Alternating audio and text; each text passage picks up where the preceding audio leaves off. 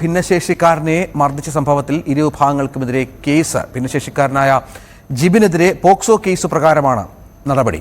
സ്കൂട്ടറിന്റെ battery charge ചെയ്യാൻ കയറിയ വീട്ടിലെ കുട്ടിയെ ദേഹോപദ്രവം ഏൽപ്പിച്ചതിനാണ് നടപടി.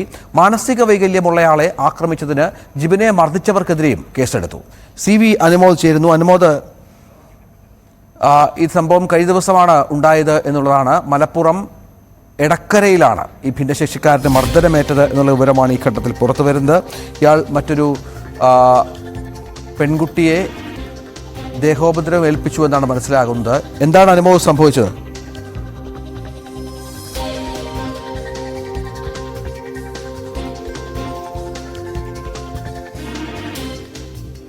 വയസ്സുണ്ടെങ്കിലും അദ്ദേഹത്തിന് ഒരു 4ാം ക്ലാസ്സിൽ പഠിക്കുന്ന ആളുടെ ബുദ്ധിയേ ഉള്ളൂ എന്നാണ് അറിയുന്നത്. അദ്ദേഹം ഇലക്ട്രിക് സ്കൂട്ടർ ഓടിക്കുന്നുണ്ട്. ഈ ഇലക്ട്രിക് സ്കൂട്ടറിലെ ചാർജ് തീർന്നതിനെ തുടർന്ന് ഇതെവിടെ ചാർജ് ചെയ്യാമെന്ന് അദ്ദേഹം പ്രദേശവാസികളോട് ചോദിക്കുകയും ഒരു വീട്ടിലെ ഇലക്ട്രിക് സ്കൂട്ടർ ഉണ്ട്, അവിടെ ചെന്ന് ചാർജ് ചെയ്യാമെന്ന് പറയുകയും അങ്ങനെ അവിടെ ചാർജ് ചെയ്തുകൊണ്ടിരിക്കുമ്പോൾ ആണ് ഈ സംഭവം ഉണ്ടായത് എന്നാണ് പറയുന്നത്. ഈ കുട്ടിയുടെ അച്ഛൻ, ജിബിൻ്റെ അച്ഛൻ പറയുന്നത് അവിടെ എത്തിയ ആളുകൾ ഇയാളോട് മോശമായി പെരുമാറുകയും ഈ ജിബിൻ കഞ്ചാവോ മറ്റ് ലഹരിയോ ഉപയോഗിച്ച ആളെന്ന് കരുതി ഇയാളെ അതിക്രൂരമായി മർദ്ദിച്ച് പരിക്കേൽപ്പിക്കുകയും സ്കൂട്ടറിൻ്റെ കേടുപാട് വരുത്തുകയും ചെയ്തു എന്നുള്ളതാണ്.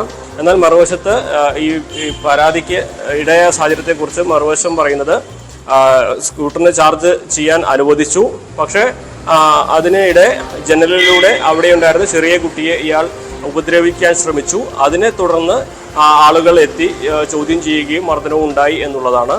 ഇത് ഇയാൾ ഭിന്നശേഷിക്കാരനാണെന്ന് മനസ്സിലാക്കാതെയാണ് മർദ്ദനമെന്നാണ് ആ മറുവശത്തുള്ളവർ പറയുന്നത്. എന്താണെങ്കിലും പോലീസ് 2 വിഭാഗത്തിനെതിരെയും കേസെടുത്തിട്ടുണ്ട്. ജിബിനെ മർദ്ദിച്ചവർക്കെതിരെ കയ്യേറ്റത്തിനും അതുപോലെ തന്നെ ഭിന്നശേഷിക്കാരനെ മർദ്ദിച്ച അതിനുള്ള വകുപ്പുകളുമാണ് ചുമത്തിയിട്ടുള്ളത്. അതേസമയം ഈ പെൺകുട്ടിയുടെ വീട്ടുകാരുടെ പരാതിയിൽ പോക്സോ വകുപ്പ് അനുസരിച്ചും കേസ് എടുത്തിട്ടുണ്ട്. മറ്റു നടപടികളൊക്കെ വിശദമായ അന്വേഷണത്തിന് ശേഷമേ കൈക്കൊള്ളുകയുള്ളൂ എന്നാണ് എടക്കര പോലീസ് അറിയിച്ചിട്ടുള്ളത്. ഇത് ഇയാൾ ഈ പറഞ്ഞതുപോലെ പോലീസിനെ വല്ലാതെ കുഴപ്പിക്കുന്ന ഒരു കേസ് കൂടിയാണിത്. അനുമോദ് പറഞ്ഞനുസരിച്ചാണെങ്കിൽ ഈ പ്രതിയും ഈ പ്രശ്നത്തിലുള്ള ആളാണ്. നാട്ടുകാരും ഇടപെടാൻ പറ്റാത്തൊരു സാഹചര്യമുണ്ട്. അങ്ങനെ ആകപ്പാടെ ഇതിലൊരു വല്ലാത്ത കുഴഞ്ഞു മറിഞ്ഞ ചില പ്രശ്നങ്ങൾ കൂടി ഉണ്ടല്ലോ.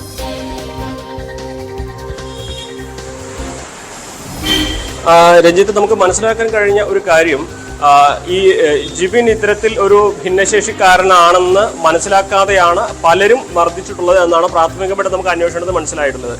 ജിബിനാണെങ്കിൽ 24-കാരൻ്റെ ബുദ്ധി വളർച്ച ഉള്ള ഒരു വ്യക്തിയല്ല.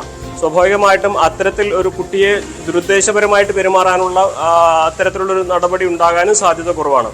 അപ്പോൾ ഇത് രണ്ടും യാദൃശ്ചികമായിട്ട് സംഭവിച്ചെങ്കിലും ഈ മർദ്ദനവും കേസും എല്ലാം വന്നതോടെ 2 വിഭാഗങ്ങളും പരസ്പരം കേസ് കൊടുത്ത് മുന്നോട്ട് പോകാൻ തീരുമാനിക്കുകയാണ് ചെയ്തത്.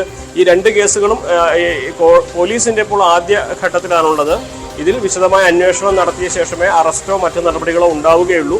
പരാതി ലഭിച്ചതിൻ്റെ അടിസ്ഥാനത്തിൽ പരാതിയിൽ വാസ്തവമുണ്ട്, 2 പേരും പറയുന്നതിൽ വാസ്തവമുണ്ട് എന്ന് തോന്നിയതിൻ്റെ അടിസ്ഥാനത്തിൽ പോലീസ് പ്രാഥമികമായിട്ട് കേസ് രജിസ്റ്റർ ചെയ്തിട്ടേ ഉള്ളൂ. ഇനി ഇതിൻ്റെ അടുത്ത നടപടികൾ എന്താണെങ്കിലും എടുത്തു ചാടി ചെയ്യാൻ കഴിയുന്ന ഒന്നല്ല എന്നാണ് പോലീസ് വ്യക്തമാക്കുന്നത്. എന്നാണെങ്കിലും അതിനിടെ ഈ ഒരു പ്രശ്നം പരിഹരിക്കാനുള്ള ശ്രമവും പല ഭാഗത്തുനിന്നും തുടങ്ങിയിട്ടുമുണ്ട്. അതാണ് സാഹചര്യം.